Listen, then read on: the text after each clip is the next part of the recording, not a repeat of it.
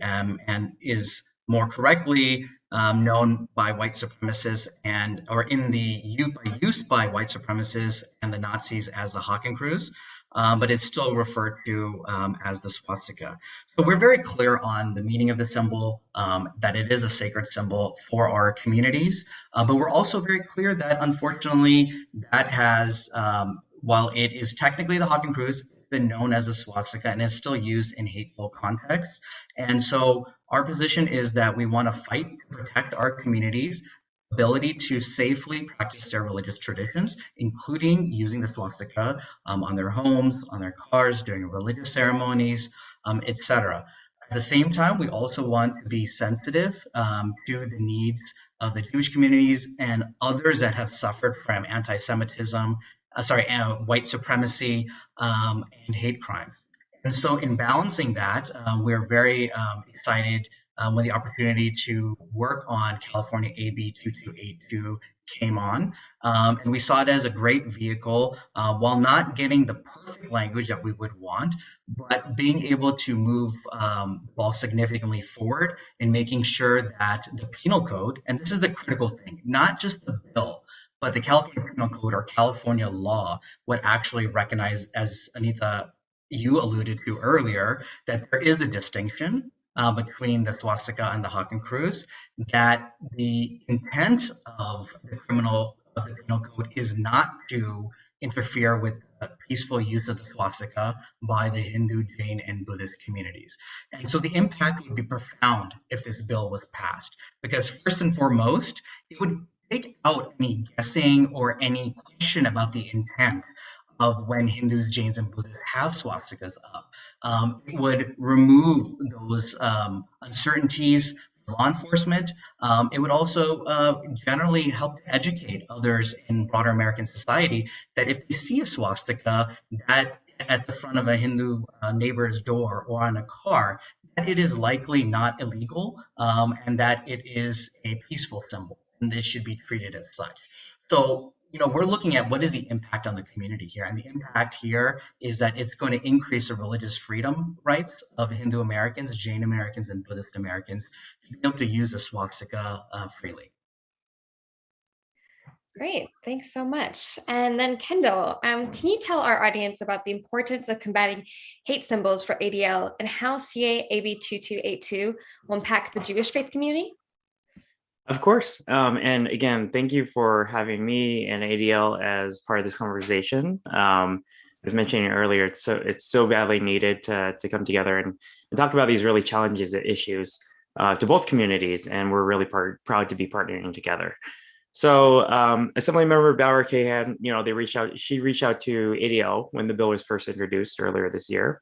And of course, its original intent was to address the rise of certain symbols of hate being used in our communities with the intent to terrorize, right?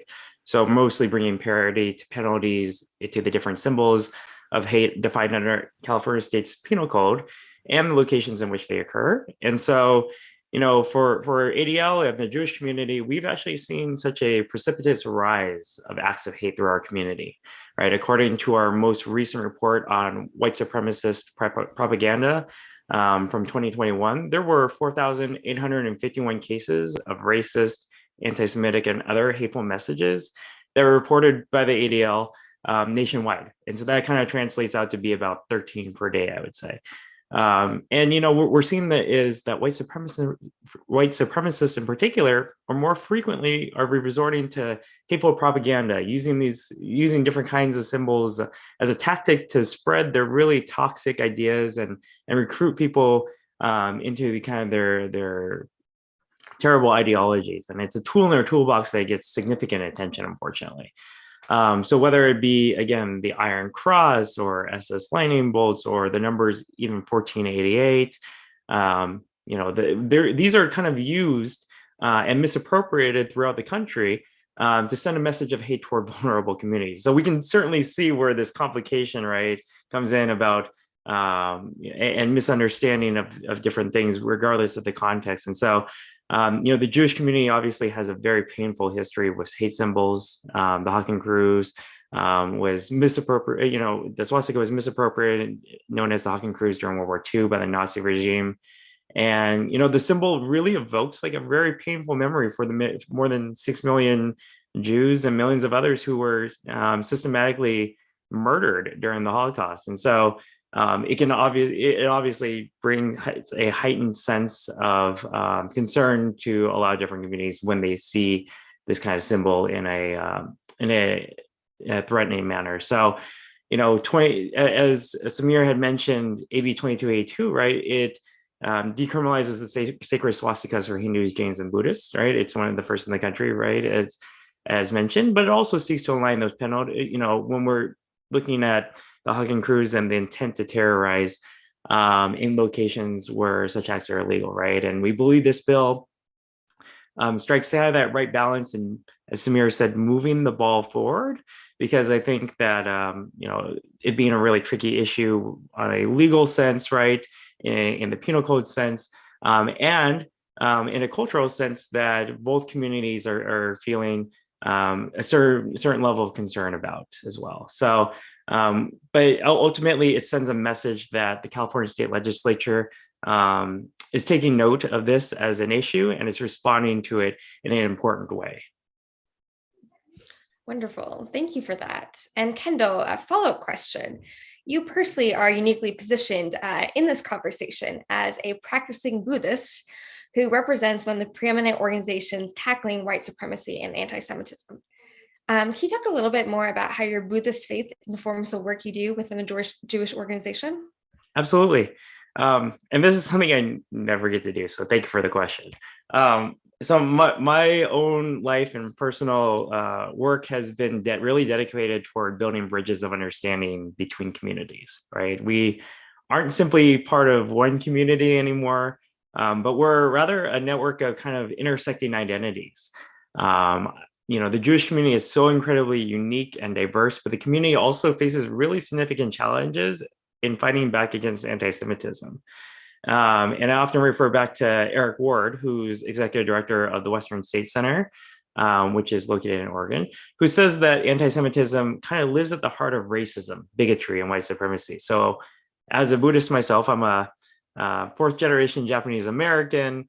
I'm president of my Buddhist temple up here in the Pacific Northwest.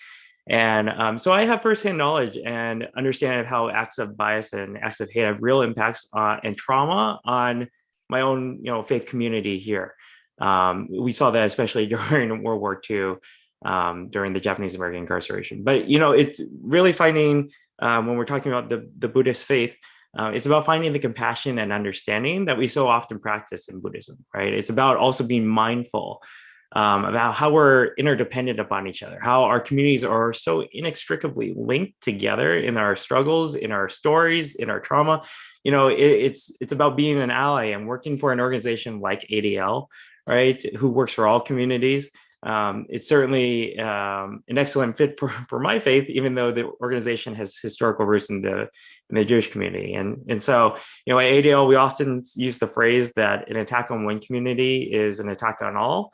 And it's so critical to be an ally, especially in this moment. And I'm so thankful to be able to practice my values as a Buddhist in the work that ADL does. That's amazing. And you guys do amazing work. Kind of along that note, Samir, why is the interfaith approach so crucial to approaching a symbol that has been used to convey peace, but has also been misappropriated to terrorize? Yeah, that's a great question. And I think Kendall touched on a little bit about that and the importance of working with allies and different communities.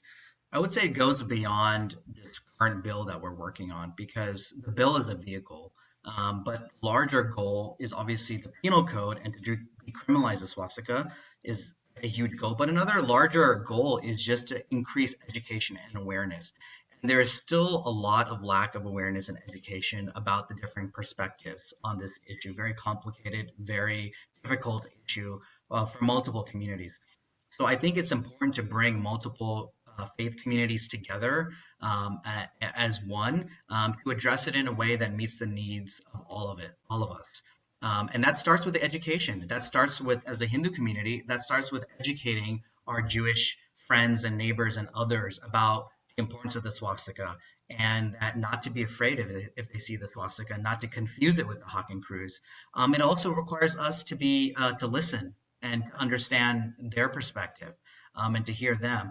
And so I think a lot of the interfaith work around approaching this issue goes to the education and increasing understanding, because bills are going to come and go, but unless we can break down some of the barriers and we can have these difficult conversations, but necessary conversations, and we can make sure we have the resources that we are able to use to educate ourselves and the broader public, I think it's crucial. And it's also crucial to work with alliances just in general. You're more effective. I mean, that's just the bottom line. Us saying something as a Hindu community or the ADL saying something by themselves is only going to go so far, or approaching a particular issue is only going to go so far. So you want to bring people along, you want to bring communities along to find solutions to issues that affect us all. And in particular, this case, I think the swastika can be a better example of that. Wonderful. And Kendall, same question for you. Why do you feel like an interfaith approach is so crucial to approaching a symbol that has been used to convey peace, but has also been misappropriated to terrorize?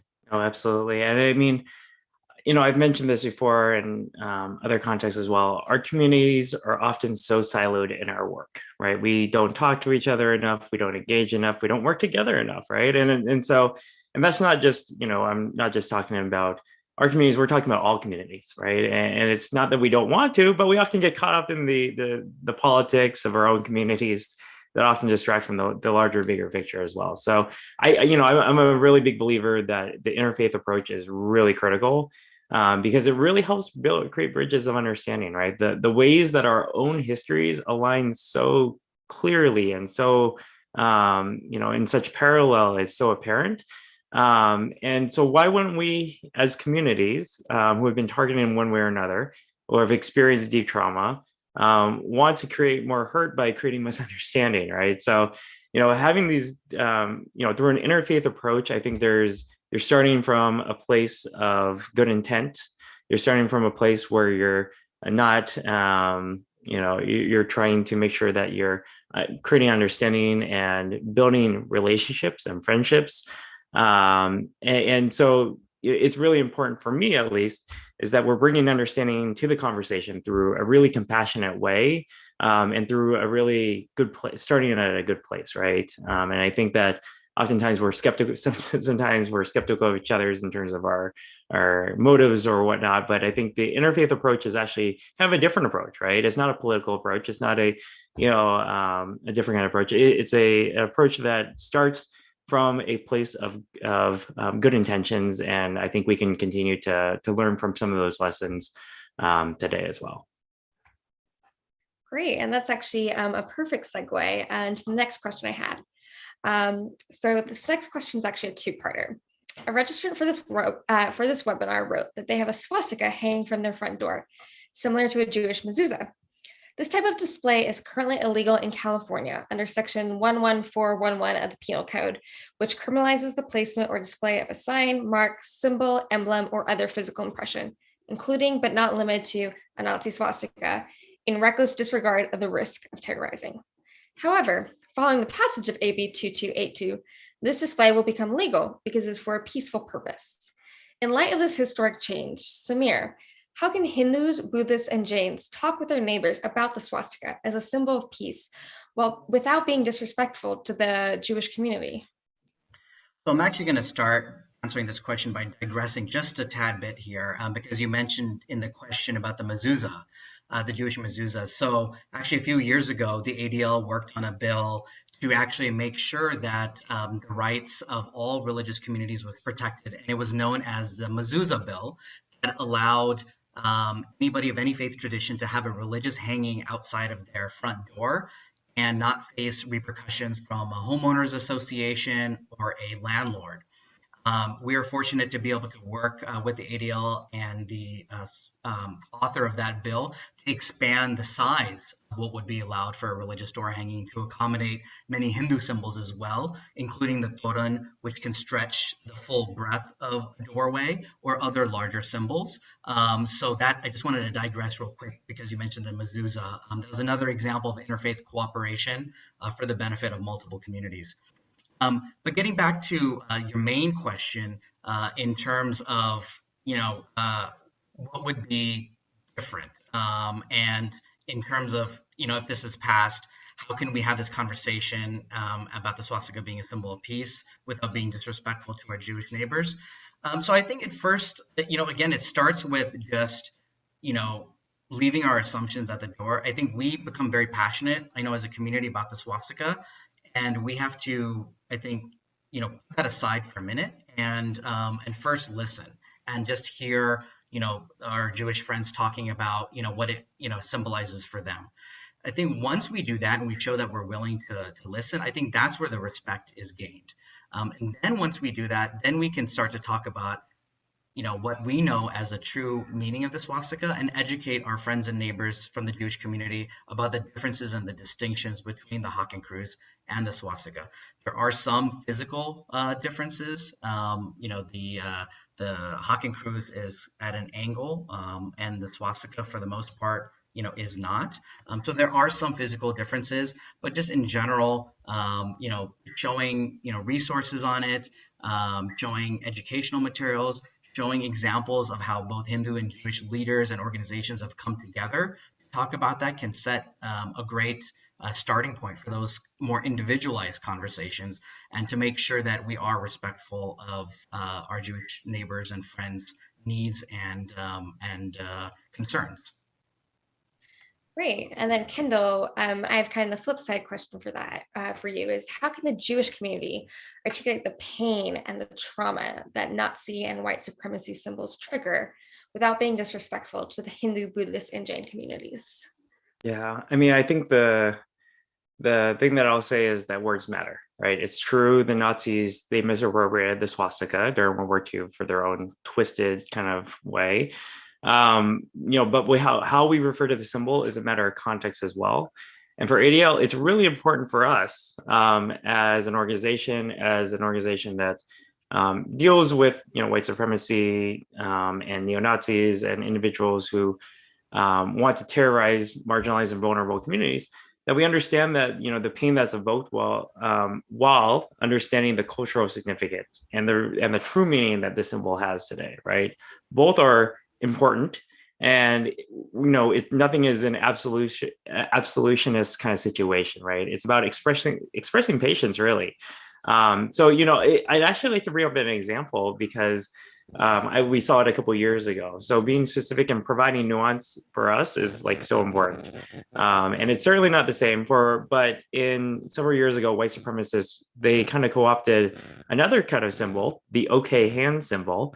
And it's used in a way that conveys essentially white power. And you can look it up on our hate symbol index as well. But, it's used quite frequently with extremists, is what we're seeing on the internet and in real life. And so what we saw happen was that students were using it in photos or just everyday situations innocently, kind of doing the made you look kind of game. I forget what it's called. And they got suspended because people thought they were doing the white supremacist, white power symbol, or the white supremacist symbol, which is clearly a problem, right? So for us, it's all about intent. It's all about context. So when we look at something as important and as tricky as the swastika, we have to take time to explain and really understand that context, right? And this isn't going to be like a on or off switch. This is not going to change overnight. There are folks in both communities, I'm sure, that really don't have a full understanding of each other's histories. And so we have to take the time as advocates, as members of the communities, to kind of have patience and educate and give respect to really those who, from both the Jewish and the Hindu, Jain, Buddhist communities, through dialogue exactly like this. And so for many different reasons, I think it really starts with an opportunity to start the conversation today, and make sure that we understand the hurt, the pain, but also find a path forward together to ensure that we're really being thoughtful about how personal these issues are too. So I don't know if that answered your question, but that's really what I believe is the crux of this conversation today. Absolutely. I could not agree with you more. Definitely education, patience. It's got to be a joint effort and a balance. And like you said, just offering appreciation of fuller understanding of the different communities, different experiences, which have been drastically different, and kind of acknowledging that. So I kind of want to pivot a little bit back to the policy side of CA AB 2282. Kendall, as you mentioned earlier, that the current version of AB 2282 in the California State Senate is not the same as the original introduced version that ADL first supported, nor is it the same as the language that HAF originally advocated for. Can you both talk a little bit about the nuances of advocacy, including the importance of compromise, interfaith dialogue, and why both ADL and HAF support AB 2282, despite it not being identical to the original language your organizations advocated for? Either one of you can start. I'll start. So previous to my role at ADL, I worked in DC for 10 years. So it was like national level policy around Asian American Pacific Islander issues, civil rights issues. And, people can be there in DC for their entire lives and they will never pass a piece of legislation. They will never see a piece of legislation move forward because of the politics, because of the different stakeholders, because of everything, right? And we all know that there's significant gridlock in DC, and I cannot. Anyways, so people go their entire lives without being able to pass a bill because it's about moving the bill forward. On a state level, though, and especially in California, we have real opportunity to make progress, right? And it takes a strong coalition of communities to pass legislation. It's part of that is really compromise. When you have so many different kind of stakeholders coming to the fold, it's part of picking and choosing your battles, and really understanding, where people, different kind of sides are coming from. But it's also standing firm in your principles and your values and making sure you don't lose sight of the ultimate goal at the end of the day, right? We often say, at least at ADL, is like, we're not going to let perfect be the enemy of the good, right? And so, Assemblymember Bauer Cahan has done the right thing. She has brought together a strong coalition of folks. She's listened thoughtfully to the concerns, the importance. She's weighed the legislative council, in California as well, and really put in the work to make it work for both sides, right? Because her original intent of the bill, right, is different from what it is now. And that is so rare in politics for someone to actually sit down and do that kind of thing. So for me, when I look at kind of the way that I see change happening, it's all about the theory of change that you have. It happens incrementally, and it doesn't happen all at once. And so, as Samir mentioned at the very beginning of the webinar, AB 2282 is about moving the ball forward, because we rarely, it feels like, on the national stage, have an opportunity to make change, to move that ball forward. And when we see an opportunity and see that moment that we're in, we take it. And so, for me, I think it's about making sure that we continue to progress in a manner that is important to both organizations, both communities, and makes progress, rather than an absolutist kind of position that honestly is not productive if you actually want to get things done, because politics is slow, change is slow, but you have to be persistent and you have to be thoughtful about it as well. So, Kendall, Samir? Yeah, I think Kendall hit it on the head about not letting perfect be the enemy of the good. And I don't think in my years of advocacy work, I've ever seen what's considered.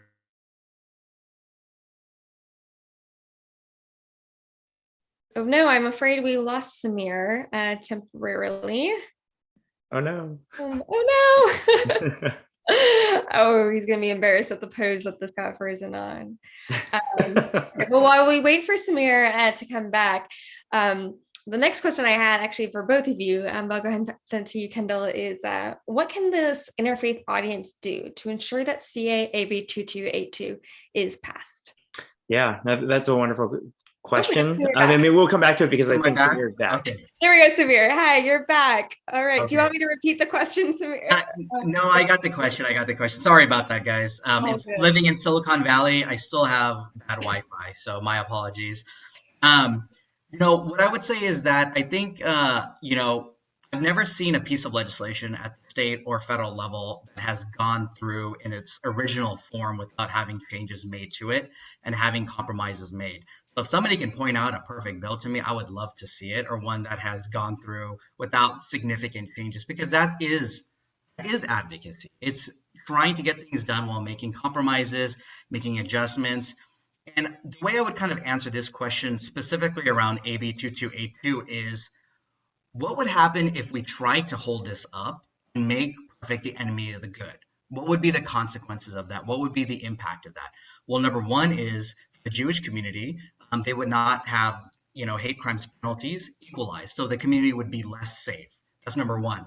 Now, for the Hindu, Jain, and Buddhist communities, what would happen would be that the penal code in California would remain the same without any distinction whatsoever between the swastika and the Hakenkreuz, without any discussion of intent and acknowledgement that Hindus, Buddhists, and Jains use the swastika in a peaceful manner. That means that you will still be subject to suspicion. You will be still subject to having to constantly explain about, why you have a swastika on your door, or, that your intent is not to terrorize and that it is actually peaceful in nature. So I think it's important to understand, look at something not just from what you're trying to accomplish, but what would happen if you didn't get, something that is good done, right? Forget about perfect. We want to get something good, and this is a significant opportunity because this is the first time that an actual penal code in the country makes this distinction. We're not talking about actual bill language. We're talking about the law, and I think that's where we should not get caught up on words alone. We should focus on what is the impact and what is the substance of the law.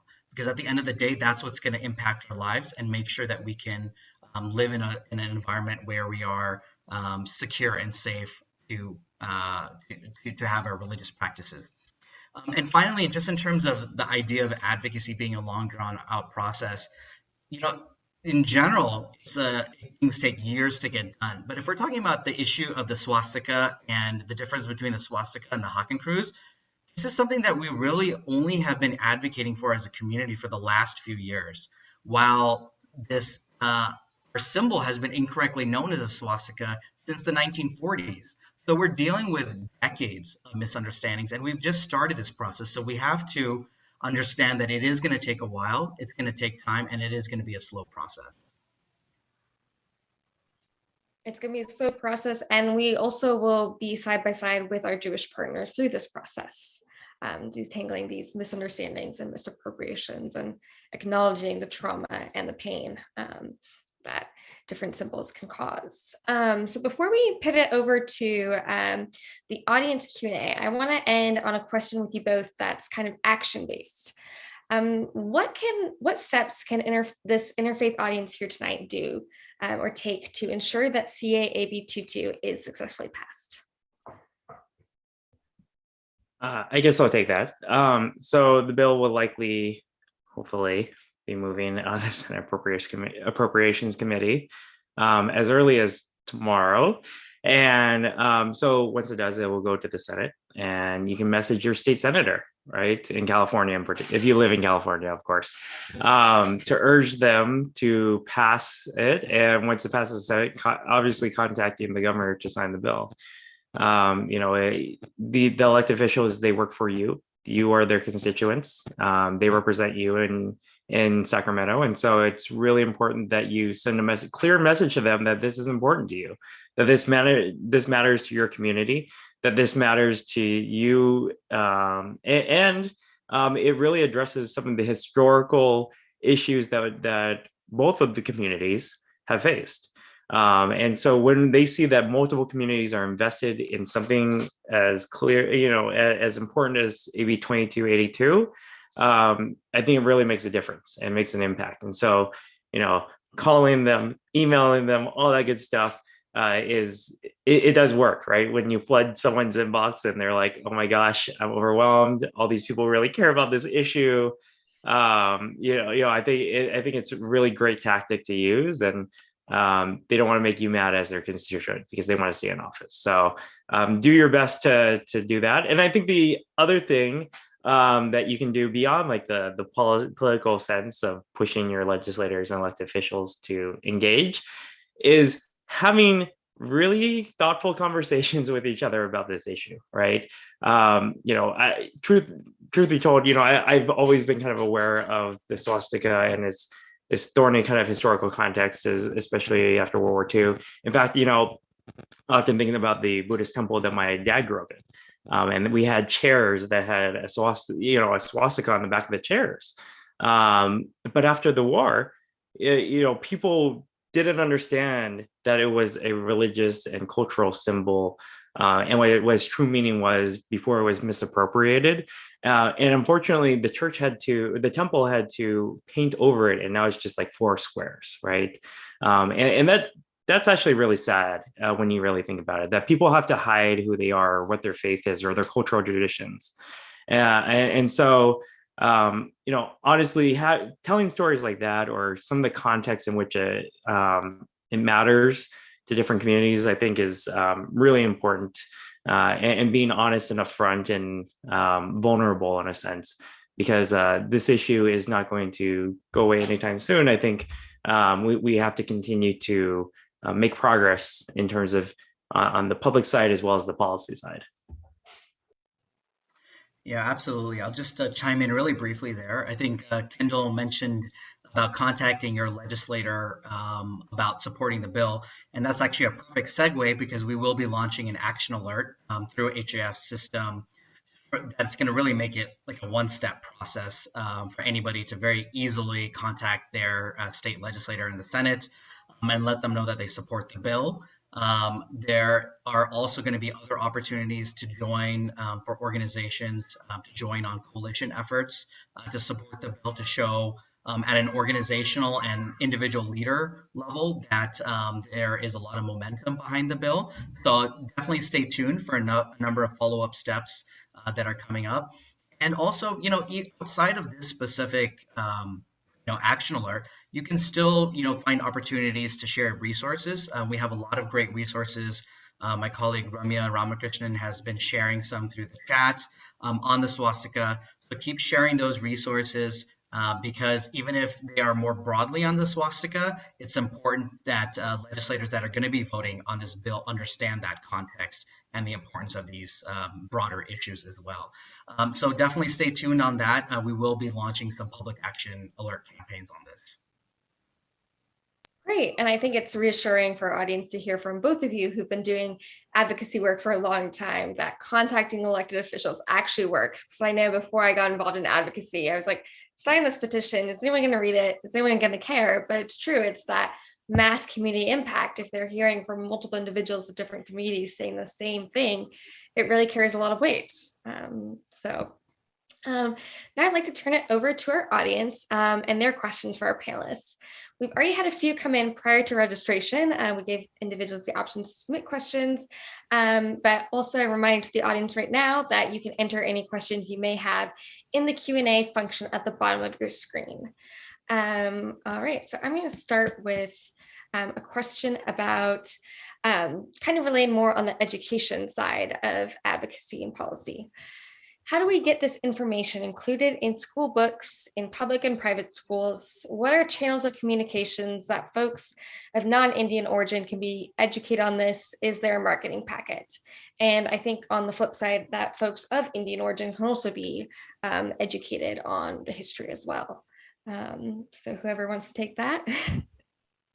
Sure, I can take the first part of that, or the last part of that question first. In terms of marketing materials, We definitely have a lot of resources. As I mentioned, Rami has been putting some of those into the chat window. The other thing I think that's important for non-Indian or Hindu and non-Jewish audiences is where there are joint statements from the community or joint resources that have been created. So for instance, we've created some brochures with many of the Jewish organizations, including American Jewish Committee, Stand With Us, that talk about just broader issues, but in about the swastika as well. So that's number one. Number two, I would say, is that, you know, how do you get it into the classroom? That is a great question, because it obviously starts at the K through 12 level in terms of how you can influence people's perceptions of these issues. So one is, support HAF's work because we are very involved in K through 12 education reform processes, and we train teachers. We do presentations in the schools. So a lot of these materials that we have are part of our core materials, where we talk about the swastika, where we talk about symbols.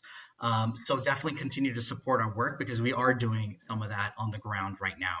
I think, you know, there's an opportunity for us to work together with other groups such as ADL and some of the other Jewish groups I mentioned, to create more joint materials, and then take those to state boards of education, or to take that to district level officials as well, and getting it into the classrooms, getting into the hands of administrators, and making it part of curriculum at the state level. So I think there's a lot of opportunity, and there's multiple approaches to tackle it.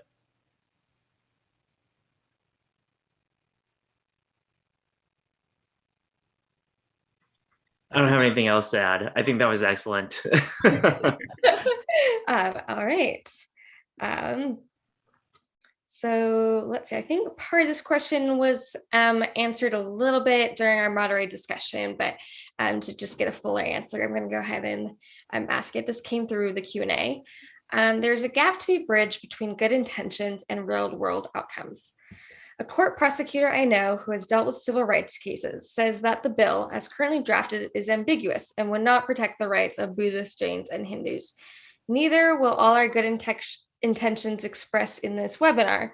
What are your thoughts? I'm going to toss this to you, Samir, first, since you are a lawyer by training and understand some more of those legal nuances. Sure. So I think right now a lot of what is in the bill is, in the penal code right now, is a lack of clarity on intention, right? So right now it just says basically the swastika is discussed in one context and one context only. I would say there's actually much more ambiguity in its current form than it would be if AB2282 was passed, because you're adding in more language into the penal code that actually makes that distinction between both intent as well as the actual usage of the swastika and how it's defined. So right now, if you look at laws, you're always, you want to look at how are things defined and how are things, what is the intent and how is it implemented. So of course, we don't know how things are going to be implemented until it's actually implemented. So I can't 100% speculate. But what I can say with 100% certainty is that the more clarity you have in the law about both intention and definitions, the much better position you're going to put people in. And you're going to have something that people can actually refer to. So even if there is still a question, you can easily point to the law and say, hey, look, in this penal code, it says this is the peaceful use of the swastika. This is different from a hawking cruise. So you have something to refer back to and something to actually use. And the example I could give is going back to the mezuzah bill. After that mezuzah bill was passed, I can't tell you how many instances that I've actually been involved in where we've been able to go and refer back to that language in the law, that change in the law, to help protect people that were getting told by their homeowners associations that they had to take down their religious displays. So it does matter, and it does make a difference being able to have clarity in the law and being able to better define things and better define intention. And I'm not saying that that's going to 100% solve the problem. Obviously, no language in any law can 100% solve any problem, but you at least have a basis to go to now, and you have much more clarity, and you're actually removing ambiguity as opposed to creating ambiguity. Great. And Kendall, can you talk a little bit more about the importance of having these sort of protections written down in law? I mean, of course, education is an important component, but why laws like CAAB 2282 matter? Yeah, I mean, for the Jewish community, it sends a message, right? For folks who are out there with the intent to terrorize against communities in certain locations, and so for the for vulnerable communities and especially the Jewish community in particular, it's important that we're sending a message that these kinds of actions, such as having a burning cross or a noose, because we often forget that's actually part of the bill as well. Those are things that are meant to intend to terrorize people and nothing but instill fear in a lot of different ways. And so, it really sends a message that the legislature is taking these issues really seriously. I mentioned it earlier that anti-Semitism, racism, bigotry, hate crimes, all that stuff, right? All those things are on the rise, and in a lot of different ways, our communities are under their attack. And so by kind of AB 2282 really kinds of, it updates, as Samir was kind of referring to, it clarifies, it updates, it adds language to the law to make, make it a little bit more clear in its intentions. But, that's what's important in a lot of different ways is a symbolic nature almost, right, of 2282 for the community. In fact, we know in Marin County, I believe, we receive reports of folks putting up different kinds of white supremacist propaganda or all across California, really, about white supremacist propaganda. And they're becoming more and more bold. And when you see a burning cross or a noose or a hawking cruise, right, in the context of being threatening, right, not in terms of like the cultural and traditional practice. Those are the things that are kind of meant to instill fear in our communities in a lot of different ways. So we have to be able to, as a community, as a state, as folks who are really trying to address these issues, take action to address it and send a message to these folks who are, perpetrating these bad actions, sending a message that this is not okay in California. It's not okay anywhere, really. So we have to be able to send that message. Great, thank you. Another question from our Q&A that's kind of policy specific. A registrant writes in, AB 2282 does not include any budget to educate public or lawmakers or law enforcement. This webinar puts the burden on individual dharmic members. Shouldn't the state take an active role in changing this big falsehood about swastika? Why not ask for it, I assume the budget for an education component? Yeah, so if I can start with that. So I think, that's a great question. And education is obviously important. Again, this is not the end all be all. This is one step in the right direction. There are going to be future advocacy efforts that would do just that would actually try to improve the education that's built into law enforcement trainings. And there's a lot of actually efforts across the board around hate crimes issues that are always constantly trying to improve law enforcement trainings around various issues that different communities face. One of those is AB 1947 that's being worked on right now. So I think again, we have to remember that we're not going to have a magic pill bill. It's going to basically solve everything in one shot and one go. But that is something that we are going to work towards, is using more legislative vehicles to improve education for law enforcement and others as well. Again, this is just the first step, but it's not the end. And this was an opportunity. You have to remember that this was not a bill to actually decriminalize the swastika. This was a bill to equalize penalties across different symbols. We saw this as an opportunity that, since it was already there, how can we actually improve it? And how can we improve the situation in the law? That doesn't mean that we're going to be able to get everything into the bill at the same time. It's just not how it works. But it is important. I agree with the question that it is important to have an education component for law enforcement and others going forward. And that is something that we are certainly going to work towards advocating for. And just to add on, Samir, this is a foundational approach to addressing some of these issues, right? And we often talk about, like we said before, it's step by step, and but creating budget items often takes years to get into it. But I think this is something that we're really happy to partner with, and HAF has been such a good partner in making sure that we don't lose the intent of the bill as well. And so I look as this is something that is a foundational approach to addressing the issue. It's not the end. Just the beginning, yes. And kind of a little bit more on the education component. And I think both of your organizations have definitely faced and experienced this challenge. This question comes from the Q&A as well.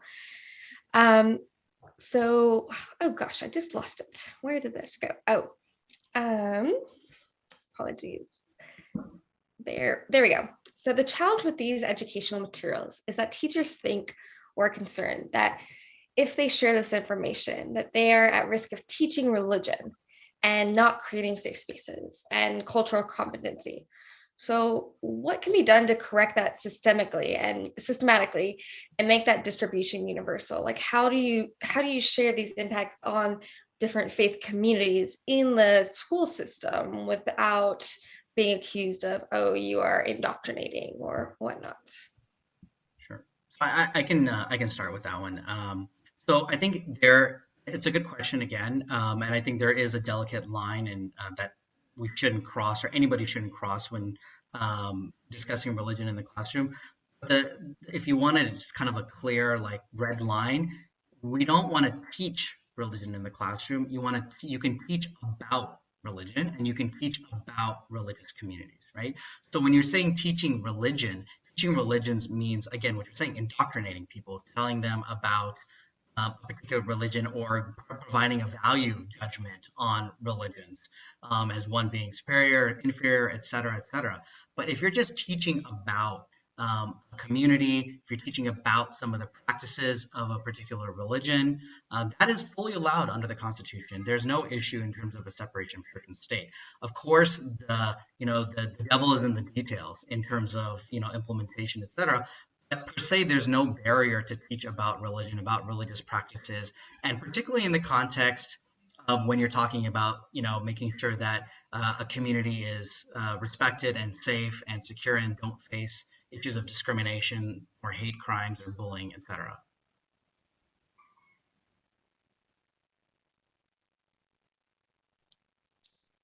I'm not a lawyer, so I'm gonna I think Samir's got it. Right. He's got it.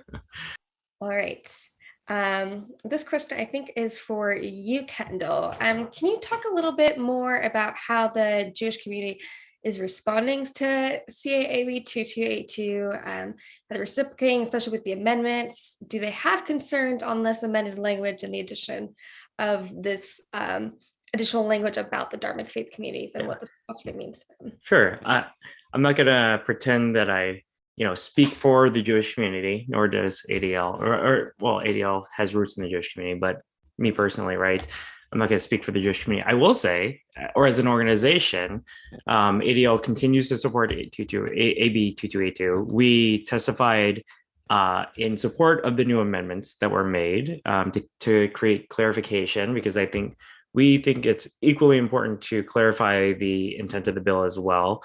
And to educate people, take this as an opportunity to educate folks about kind of the issues that kind of lie at stake.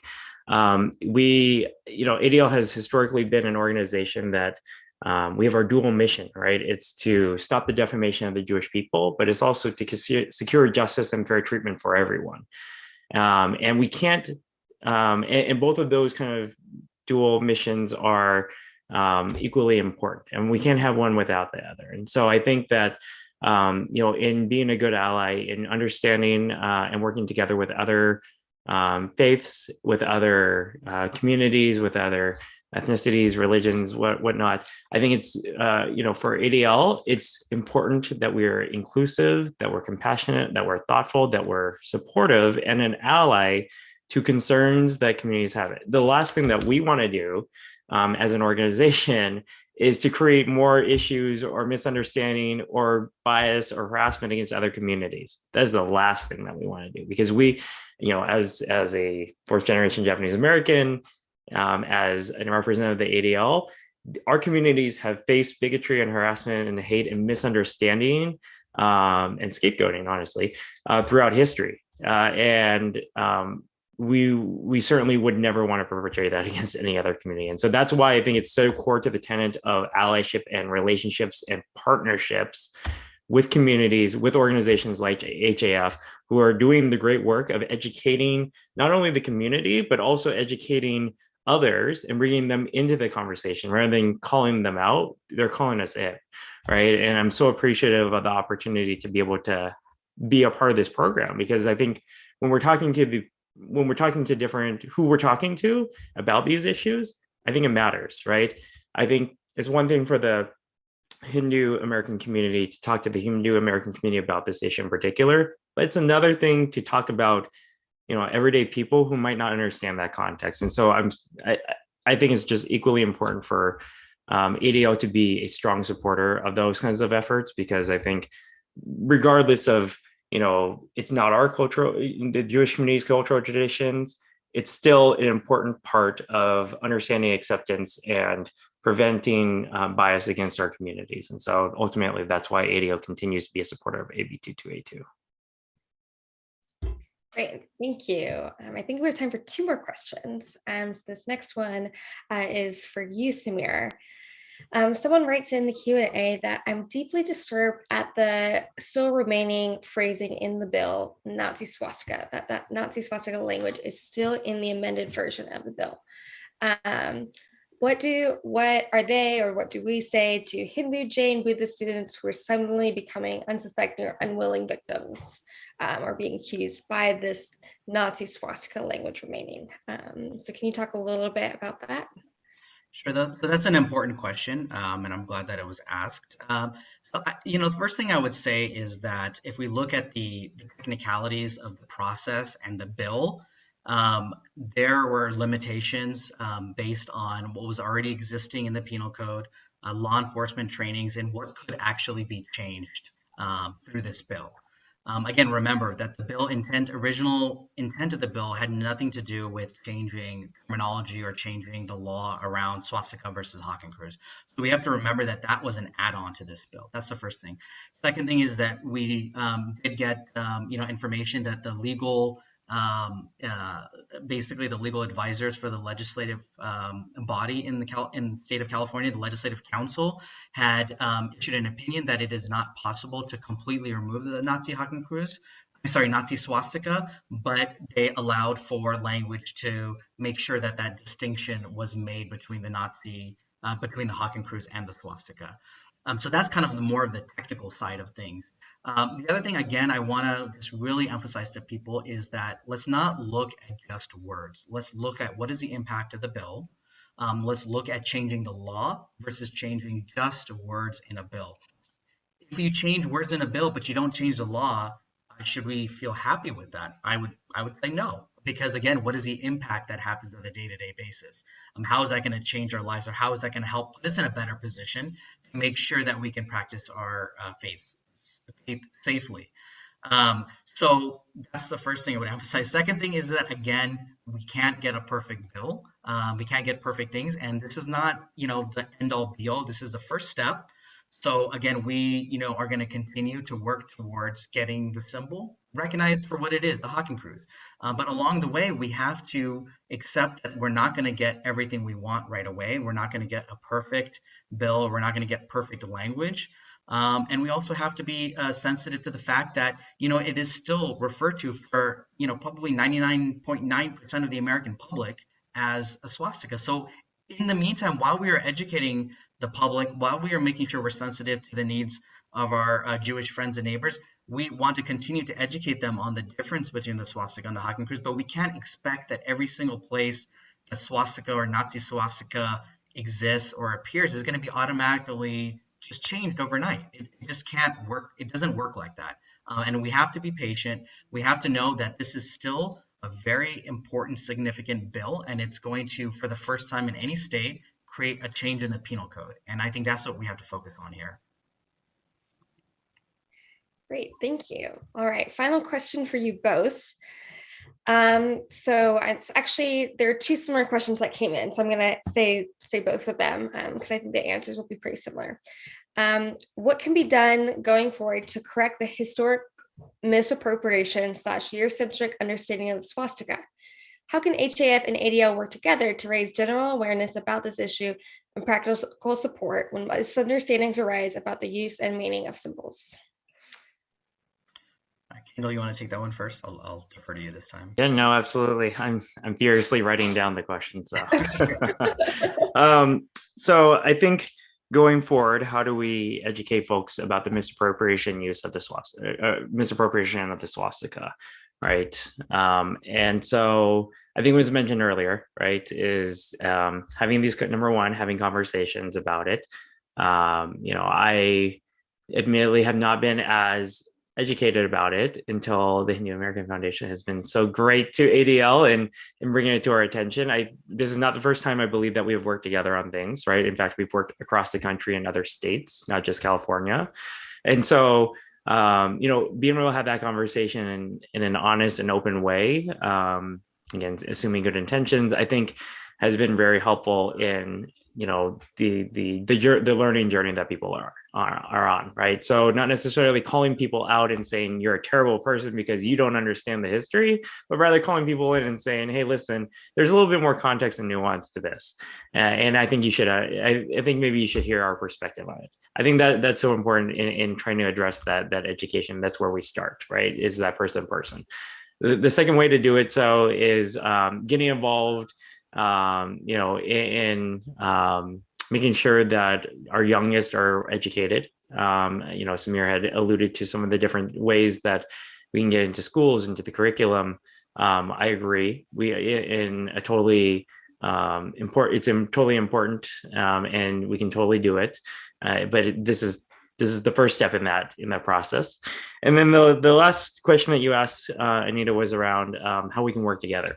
Well, how can we work together? I think we can continue to have these, number one, have these conversations, not just here in California, but across the country. I think number two, we can have better dialogue with each other, right? Whether it be connecting our leaders together to have these conversations, to really, and to really get to know each other, right? Because I don't think both communities don't have as much familiarity as they probably should. And then number three, connecting each other across the country, not just in California, right? And I think that ADL has 25 regional offices across the country, with staff members that are willing to work and to listen and to step up to the place, right? Whether it be this issue in particular around the misappropriation of the swastika, or some other religious freedom issue. ADL is committed to standing up to bigotry and creating a just and equitable society for all. And so this is me putting the organization out there saying, yes, let's work together, not only on this, but on other things. And the door is always open, and we're just so grateful for the partnership and the friendship around these really, really difficult issues. Yeah, I don't think I could have said it better than what Kendall just said. So, I echo all of his sentiments in terms of working together. I think it starts with this bill, though. And I would say that how can we correct that Eurocentric understanding? Well, the first part of it is actually, once something is in law, it's much easier then to kind of use that as a vehicle to further education beyond the other implications of that. So that's number one. So how can we all work together? Let's all get behind this bill. Let's all support it. And let's all contact our legislators to make sure that it crosses the finish line. It's very close. Number two are resources and materials. Joint materials, as we've talked about, are individual materials, and working and disseminating those, disseminating them not just across each other's communities, but to policymakers, even in the absence of any active legislation. And that goes a long way. Obviously, in the K through 12 sphere, working with administrators, working with teachers directly, working in the classrooms, there's a lot of potential here. And I would say that, I think, while it is true that, Hindu community and Jewish community have many differences. We actually probably have a lot more things in common. We share a lot of the same cultural values, religious values. We share a lot of the same challenges and concerns and the same aspirations. I really value the partnership that we've had with the Anti-Defamation League for many years now, as well as our other Jewish partners, whether it's American Jewish Committee, Stand With Us, or the Jewish Federation and the various JCRCs across the country. And so we've been very, fortunate to have people. When sometimes we talk about Hinduism or Hindus in India, my Jewish friends comment, you could just replace Jewish people and Israel in those conversations. So, there's a lot of overlap in general between anti-Semitism, anti-Israeli sentiment, as well as Hinduphobia and anti-India sentiment. So we have a lot more in common, a lot more good work even beyond the swastika. The swastika is bringing us together tonight and on this particular issue, but there's so much more that we can all do together to increase understanding and awareness on swastika and many other issues as well. Wonderful. Well, thank you both for being here tonight. This was a very excellent interfaith dialogue about the swastika and CA AB22. I definitely learned a lot. And Kendall, I love your phrase. I think I'm going to start adopting it, calling people in, not calling people out. I think that definitely embodies both of our organizations and our approach to advocacy and interfaith dialogue and interfaith advocacy. This was exceptionally informative, and I appreciate you both offering honest assessments of where we are and where we need to go to educate and stay united in combating hate and intolerance in all forms, especially white supremacy. So as we conclude our program, I want to thank you all for joining us today. Please stay tuned for follow-up communications from HAF with highlights from today's program, along with additional resources from both organizations. Thank you so much, and good night. Thank you. Thank you. Good night.